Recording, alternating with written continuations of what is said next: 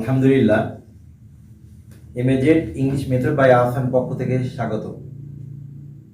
এমএজেড English method এর মূল লক্ষ্য হলো আপনার জানা বিষয়গুলোকে ব্যবহার করিয়ে অজানা বিষয়ের সাথে পরিচয় করিয়ে দেওয়া।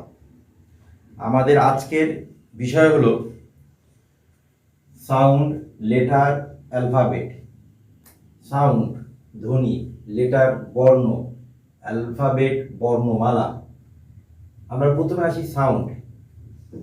সাউন্ড এ এটা একটা সাউন্ড, বি এটা একটা সাউন্ড, কিন্তু এই সাউন্ডটা কখন লেটার হবে?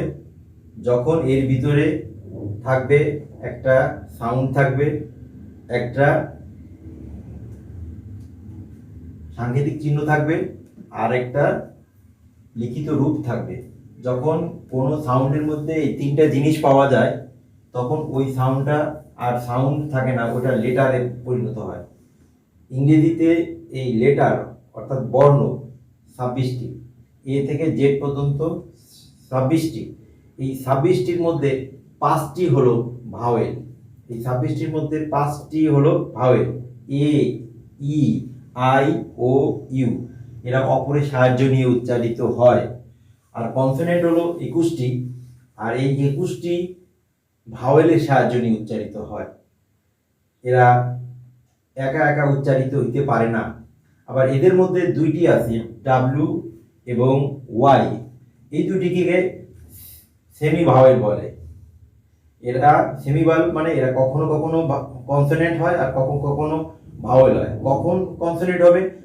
যেমন এরা এই দুইটি লেটার যখন শব্দের শুরুতে থাকবে, যেমন ওয়াচ, ওয়াচ ঘড়ি, এটা একটা শব্দের শুরুতে আছে। ওয়াটার পানি, এটা শব্দের শুরুতে আছে। ইয়ার বছর, এটাও শব্দের শুরুতে আছে।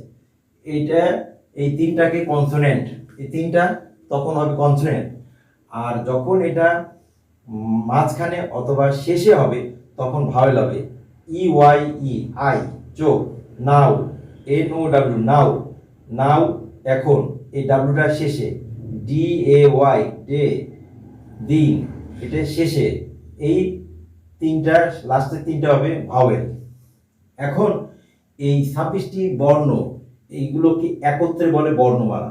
তবে মনে রাখতে হবে যে ভাওয়েল ছাড়া কোনো ওয়ার্ড হয় না। আমি আশা রাখি আপনারা আমার আজকের টপিকসটা বুঝতে পেরেছেন। আমার পরবর্তী ক্লাসের জন্য অপেক্ষা করুন। আসসালামু আলাইকুম।